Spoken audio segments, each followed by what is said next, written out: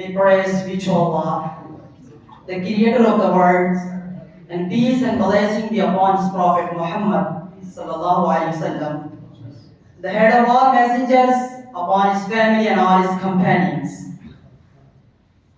Today, I have been assigned to speak on a burning topic of the time, Islam and terrorism.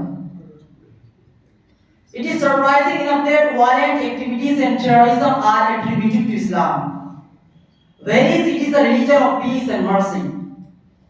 The word of Islam, which means submission to the will of Allah, is derived from salam, which means peace. It is in fact Islam which for the first time in human history comes forward to protect the weak, to strengthen the poor and honor the disdained. It regarded safety of human life, wealth and honor that most necessity of the human society. Islam raised the value of a single human life to equate it with the life of all the people in the world. Allah says in Holy Quran, in Surah Al-Ma'idah, من أجل ذلك كتبنا على بني إسرائيل أنه من قتل نفسا بغير نفس أو فساد في الأرض فكأنما قتل الناس جميعا ومن أحياها فكأنما أحيا الناس جميعا.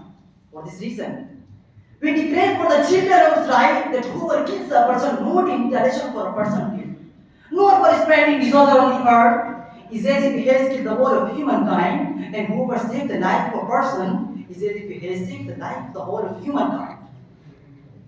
Islam presented a set of religious and social teachings which spread peace and brotherhood. So truly Islam represented the creed of peace, and the Prophet, Allah pleasing and giving peace, was called mercy for the mankind. Islam educated forgiveness and avoidance. It encouraged reconciliations and mutual understanding instead of fighting. Violence and using force were abhorred the least degree. Fighting was allowed only as the last option. And in this case, to unjust fighting and do violence was prohibited. Allah says in Holy Quran, لا ينهاكم الله عن الذين لم يقاتلوكم في الدين ولم يخرجوكم من دياركم أن تبروهم وتقسطوا إليهم إن الله يحب المقسطين. Allah does not forbid you as regards those who didn't fight on account of faith and didn't expel you from your homes. That are attributed to them and their justice with them. Surely Allah loves those who maintain justice. Dear audience, in several verses of the Quran and Hadith, Islam instructs the Muslim to adopt justice and fairness and their actions, even with their enemies and opponents.